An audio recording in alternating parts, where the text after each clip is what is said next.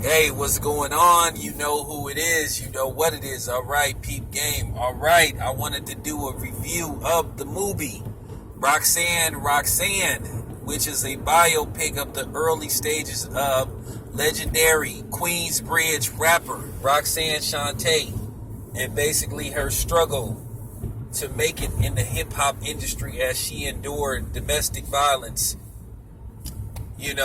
issues with touring, issues with people around her, issues with her mother. So, let me talk about the movie. I will say this much. It is a pros and con type of movie. The pros is it's very well put together. Forrest Whitaker served as a producer. It has some great acting in it by, Nia Long played Roxanne Shantae's mother. Mashallah Ali from Oakland, the brother from Moonlight and Kicks. He played Roxanne Shantae's abusive boyfriend / baby daddy. And I cannot remember that brother's name, but the brother that played in Notorious, who played one of Biggie's right-hand man, he played Molly Mall. I don't know who the other dude was that played MC Shan, but when you first hear about this movie, you sort of like, oh, here we go, some bullshit. But I decided to watch it. It was on Netflix, so I was hanging out with some people, and I asked them about the movie, and they said they had it, so we just all watched it, chilled and watched it and shit, and then we gave our analysis after the movie was over. But I will say this much. I enjoyed the movie. It was a really good movie. It was a good movie, man. I recommend it. Now, I will say this much. On one end of the perspective of the movie, it's a good movie as far as Roxanne Shantae's struggle and how she came about. Now, the only thing that I didn't like in the movie was I really wish they would have put emphasis on the epic battle between the Juice Crew and KRS-One. They did not put that in the movie. That was one of the reasons why I watched the movie, because if you listen to the song "The Bridge Is Over," you know what KRS-One said about Roxanne Shante.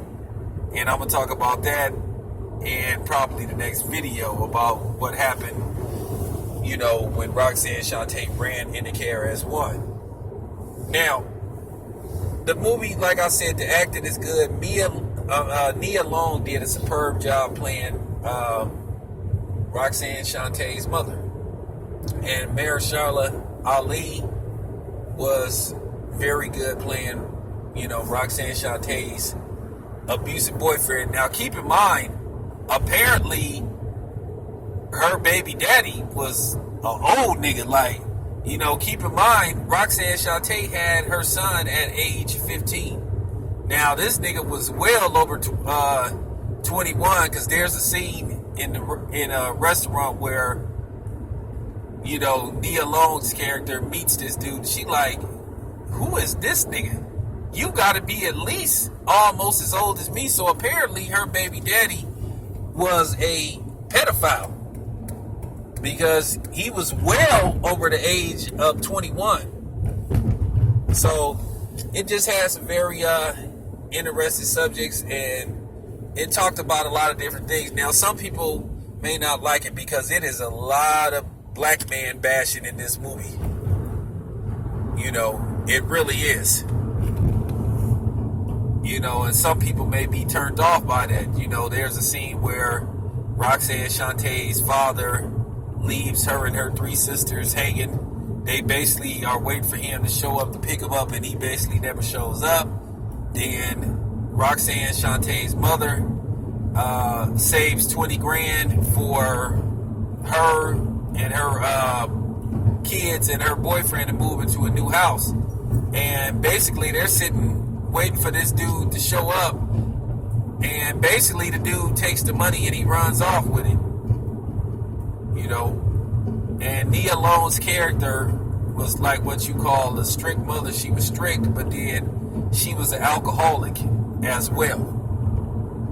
And she had this strict rule that if you wasn't in by 9 o'clock, you wasn't getting in. So, it got to the point to where Roxanne Shante didn't go to school. She was running the streets. She was boosted. She was doing whatever it took to make a buck.